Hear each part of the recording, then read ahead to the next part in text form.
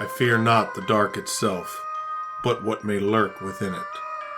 Welcome to Lurk, bringing you creepy, strange, and bone-chilling stories, with your host, Jamie Jackson.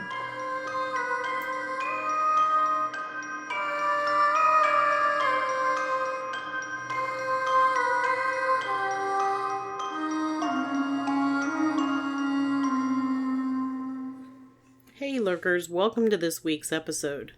Just another reminder that the Whitehall, New York Sasquatch Festival is happening next week on September 30th.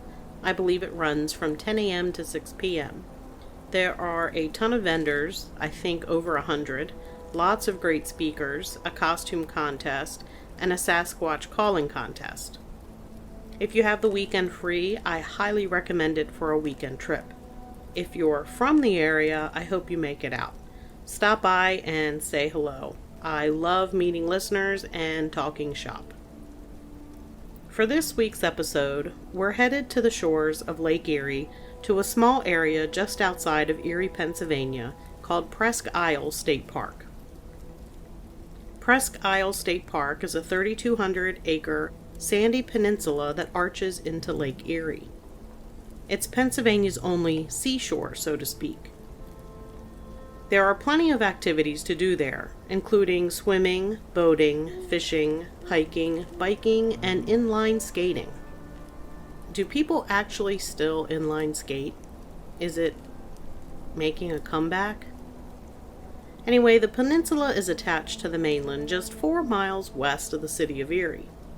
It creates the Presque Isle Bay, which is a deep water port that makes Erie an important Great Lakes shipping port.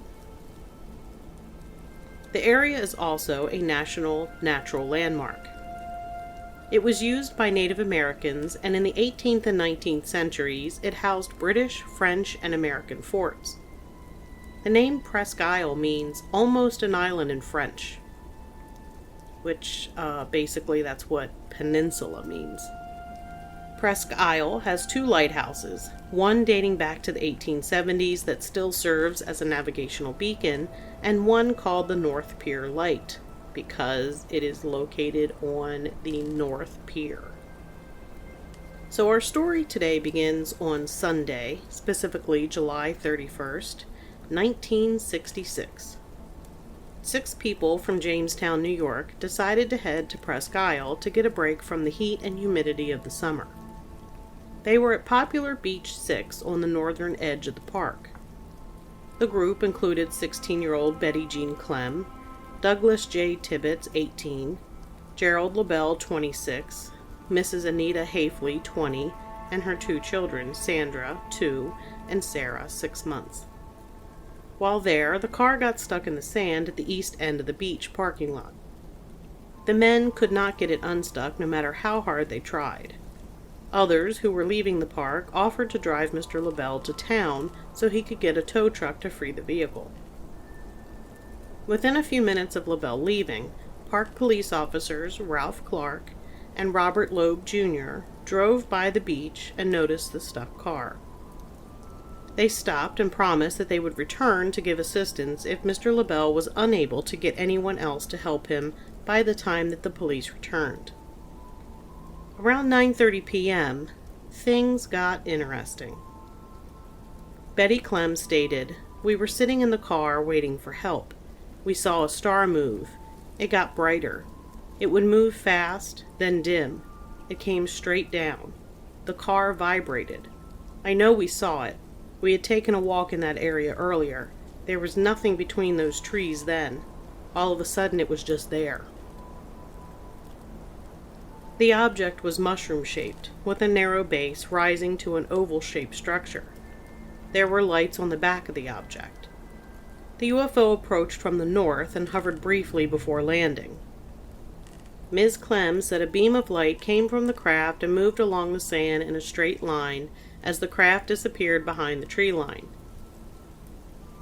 She said it lit up the whole woods in the path. It wasn't like a searchlight. There was a light along the ground along the whole path. She continued to say that the light didn't waver and continued to extend into the woods. Where the object landed was approximately 300 yards from where the car was parked. At this time, the 2 park officers returned to assist with the car. The light from the object immediately went out when the officers arrived. When the officers approached the car, they were told about the strange craft that had landed in the woods. Mr. Tibbets offered to show them the general area where he thought it might have touched down. The 2 officers followed Mr. Tibbets, leaving the 2 women and the children alone in the car. Remember, Mr. LaBelle left to go seek a tow truck to pull them out of the sand. Moments after the men left, Betty Clem, who was sitting in the driver's seat, saw something emerge from the woods near where the men had just entered. At first she thought it was an animal, until she saw the shape and size. It was a form about 6 feet tall, humanoid-looking and featureless. Its head and arms were distinguishable, but not the legs and feet. The creature began moving towards the car. Though not in the original report, the women told Mr. LaBelle later that the creature circled the car from a distance, then came close and clawed at the car. Screaming in terror, Betty Clem began blowing the horn frantically. The thing slowly moved back into the brush, then the craft rose and took off with a great speed to the north, just mere minutes before Tibbets and the 2 officers came running. Mr. LaBelle was told that one of the officers actually dropped his service pistol in the sand, and he left it there instead of taking the time to pick it up so that he could get to the women as fast as possible. When the men returned to the car, the women were in a state of panic, and it took a while to calm them. It was later reported that Betty Clem had to be treated for shock. Mrs. Hafley was so upset she refused to talk about it. Ms. Clem refused to talk until she was taken to a different location, so they drove them to the park ranger office. Before leaving the scene, the officers noticed scratch marks on the car that all 4 adults insisted were not there before. More heavily armed police arrived to assist and refused to allow the group back to their car to get their things until the morning. By 7 a.m., August 1st, the state police and Air Force were involved. Officers Paul Wilson and Robert Canfield investigated and found unusual impressions in the sand. About 300 to 400 yards from the car were 2 diamond-shaped imprints, 18 inches wide and 6 to 8 inches deep. They were 10 to 12 feet apart. Another area had 3 impressions in a triangle pattern about 11 feet apart. Officer Wilson found tracks that led in a straight line to the car. They were conical-shaped, 8 inches wide and 5 to 7 inches deep, and 5 to 8 feet apart. Wilson did not believe they were footprints. He said it seemed to be made by a heavy object or objects. Air Force investigators interviewed Betty Clem in the morning. She was also interviewed by a psychiatrist who said she was telling the truth and was not delusional or ill. So that is the basic story of what happened. The case was investigated by Air Force's Project Blue Book. We're going to look at some information contained in some of their files that have some more details from the witnesses. In a report dated 3rd August 1966, there was a description of the craft. It was square or hexagonal, in the air, tumbling. The size was compared to a $50 just before touchdown, or a little bigger. The edges were either lit up or reflecting. There was a circle of spotlights at the top when it was on the ground. A soft hum or buzz was heard for about 3 seconds that was later described as groan or turbine sound decreasing speed and pitch. The sound stopped abruptly when it settled on the sand. In reference to Betty Clem, Police Chief Dan DeSonio said of Betty Clem, "She could not put on this act. That would be absolutely impossible. She was hysterical." Buell Planetarium in Pittsburgh was called, and they ruled out meteorites because they never last for 10 minutes. Satellites were also ruled out because they, and meteors, never change direction. Weather balloons were also ruled out. I want to share some of the written statements the witnesses gave that are part of the Air Force investigation file. This first one is from Mr. LaBelle, and it's a little bit of a struggle to read because it is in his handwriting. It's a photocopy of his handwritten statement in cursive. I can read cursive, but it's in somebody's sloppy handwriting, and the spelling isn't great, so bear with me. Arrived at 8 p.m. to have a picnic. We went to Beach 6 because I had been there and remembered a picnic area the last time I was there. I, Gerald LaBelle, was driving the car. I decided to pull off the parking lot onto the beach area. I stopped the car and everyone got out of the car. Somebody and I got everything out of the car up to the tables to start the food. I set up the barbecue and also started the fire. It was getting dusk by now and the light was shortly fading. The hot dogs were cooked and passed around. Everyone except, it's redacted, had the usual: hot dog, potato salad, macaroni salad, Kool-Aid. And I was ready to go swimming, so we got in the car.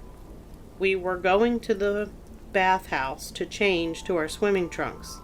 Redacted, started the car, and tried to back out, and found out they were stuck.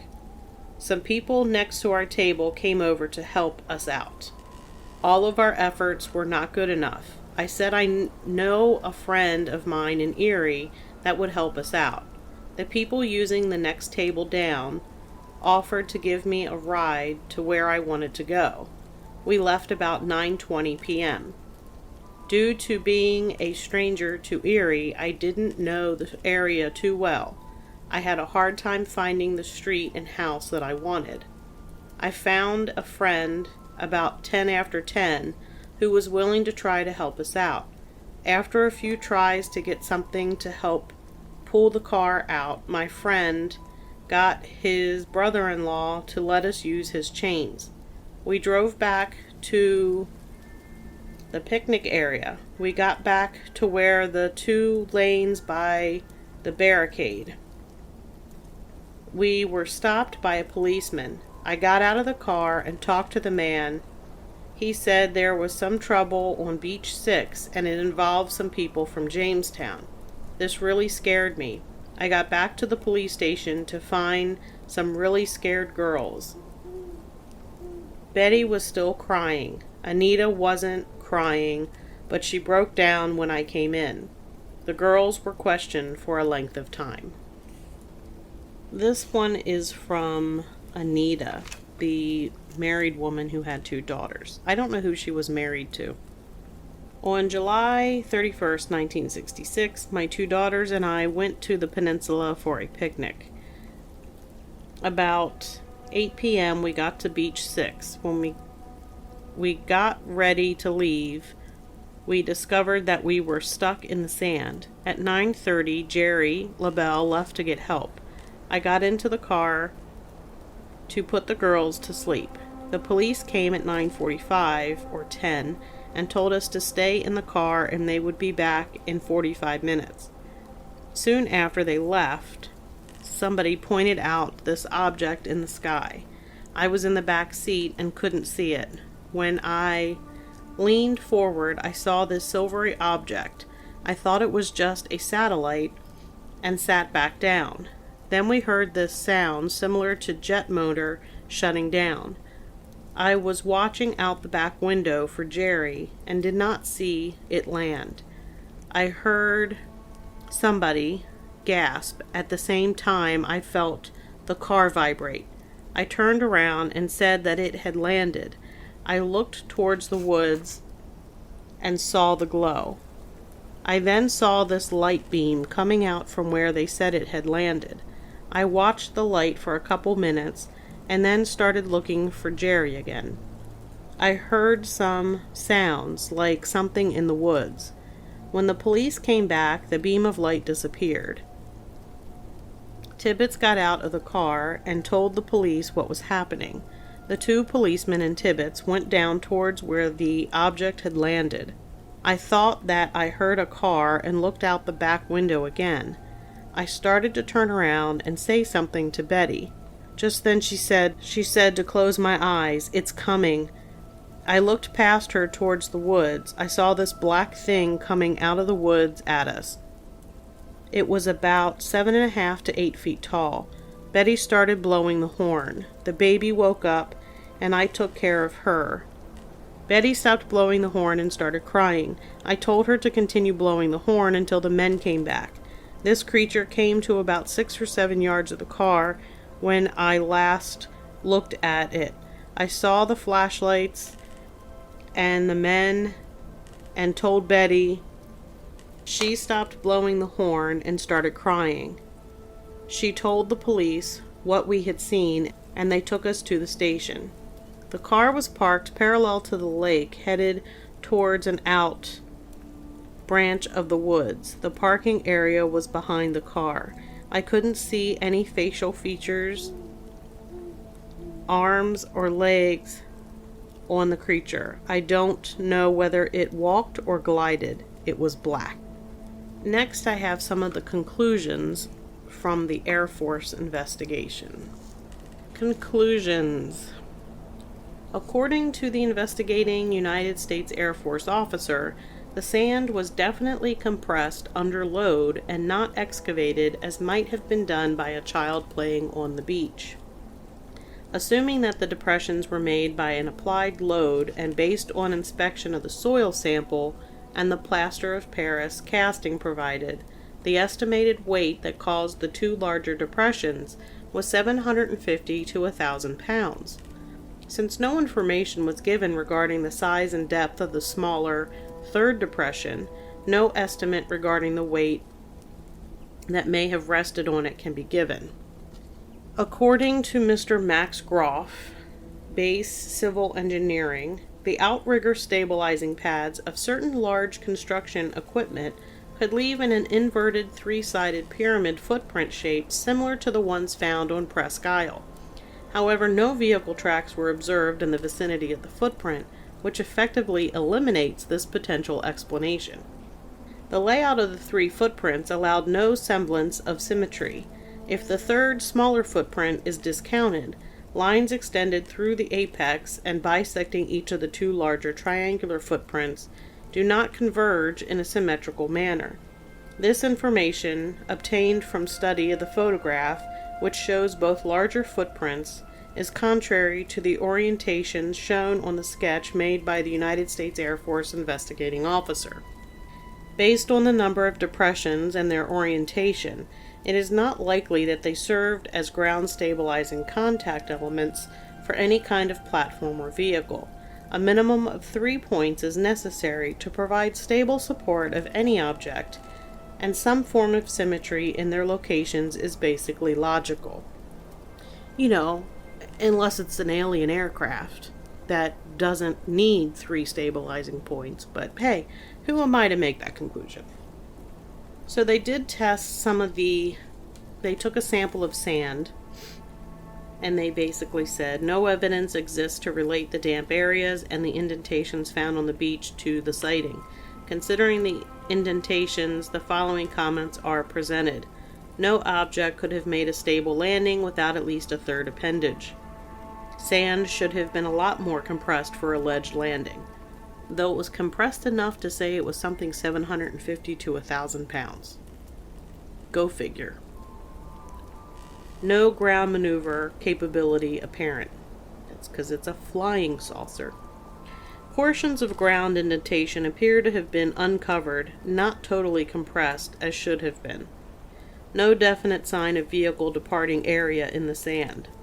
No evidence of heat blast or sand being disturbed by aerodynamic vehicles. Rough weight calculations place weight of alleged object at approximately 1,500 pounds total weight, this being a static load estimate calculated anticipating a two-legged object. Acrylic resin was present in the large sample taken around the indentation.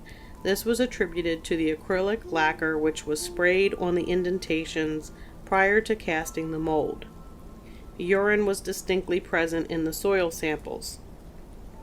Both Major Hall and Mr. Parmenter, Erie County Civil Defense, checked for evidence of radioactivity. In both cases, negative results were obtained.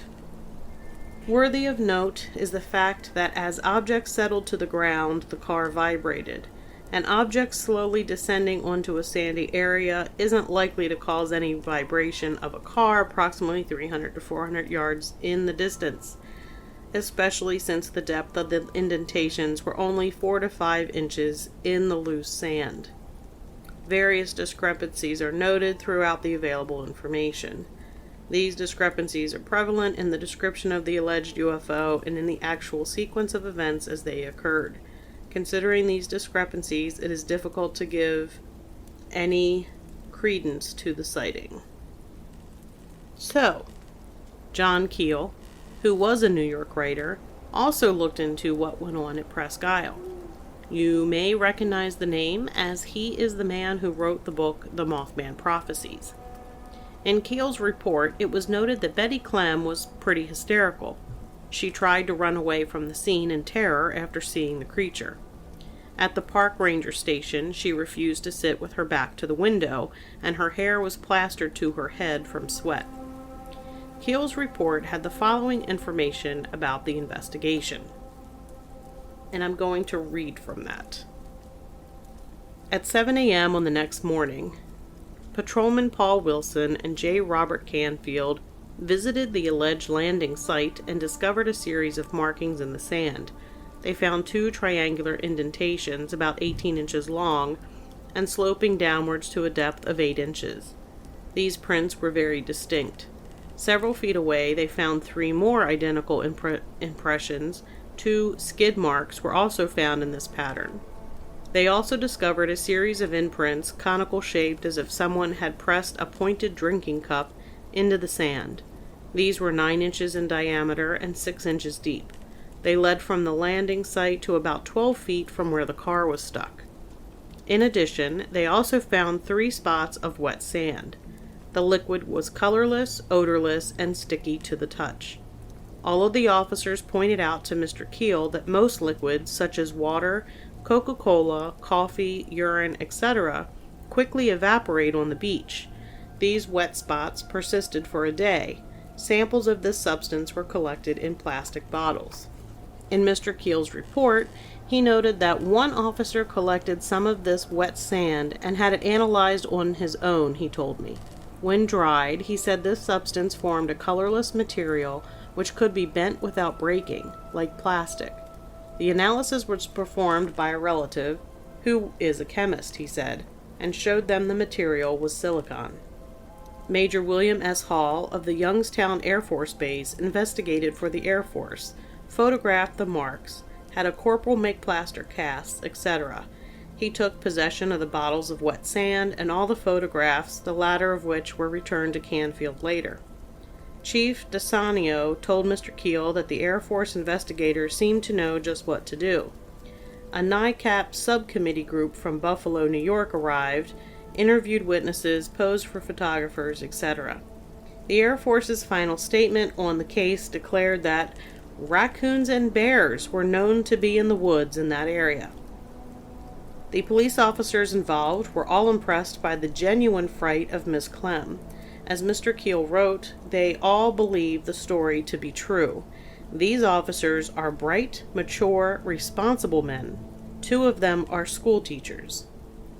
Also, in view of the fact that park officials state there are definitely no bears on the peninsula where the park is located, the Air Force's remarks about bears cannot be taken seriously.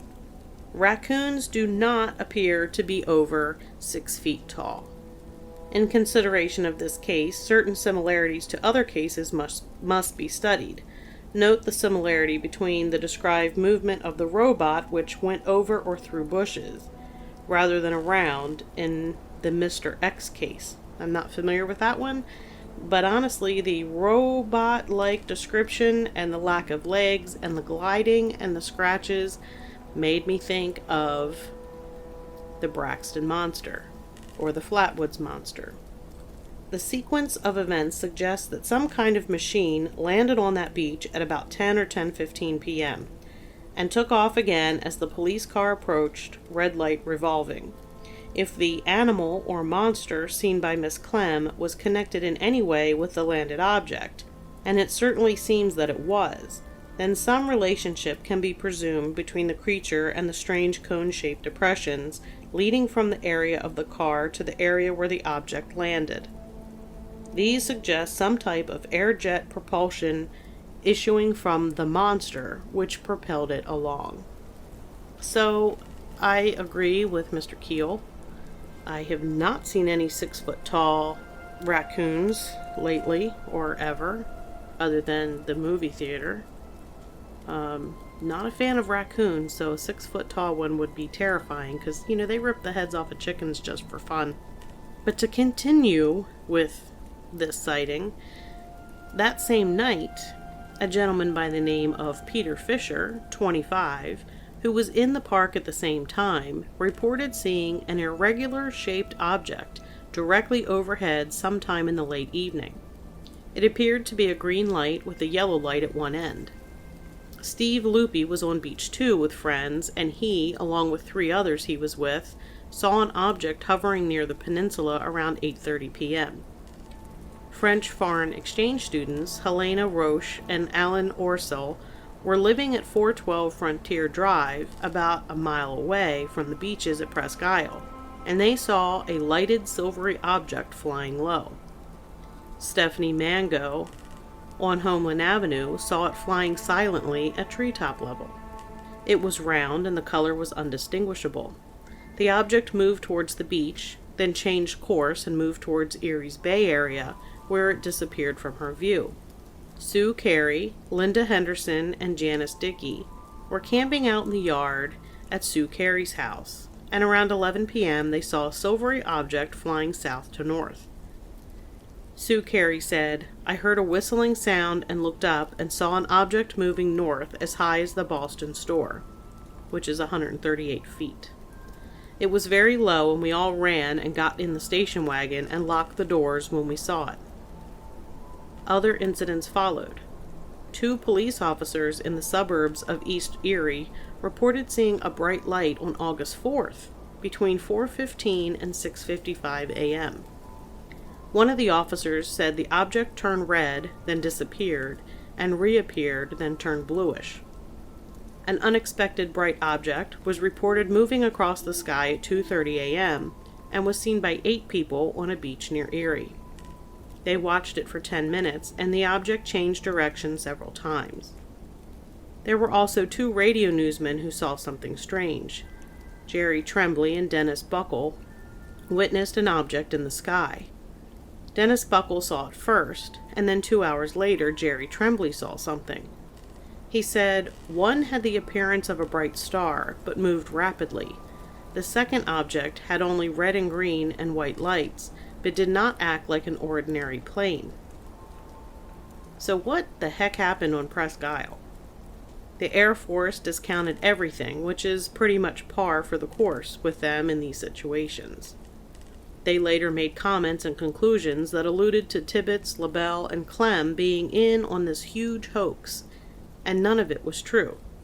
It was just some story for attention. I personally do not believe that. There were numerous mentions of Betty Clem's hysterical state, and that, coupled with the psychiatrist's professional opinion that she was truthful, and the knowledge that she had to be treated for hysteria, makes me think she definitely saw something. Plus, there were also numerous reports from other people that same night, and then few nights later. All of those people couldn't be in on a hoax. I do want to mention that there were some reports that claimed the creature Betty Clem saw was gorilla-like or Bigfoot-like. Nowhere in any of the actual news articles or government documents or in John Keel's recounting did it say anything about any distinct features of the creature. Any details like that are being added to those reports, either from bad research or embellishment. So did a UFO land? Did an alien creature approach the women in the car? That's going to do it for this episode. You can find Lurk wherever it is that you listen to your other favorite podcasts, or at lurkpodcast.com, where you'll find episodes along with links to the social media pages. If you have a topic suggestion, send it to me via email at lurkpodcast@yahoo.com or through social media messages. Hope to see you in Whitehall, New York on the 30th, and until next time, keep lurking.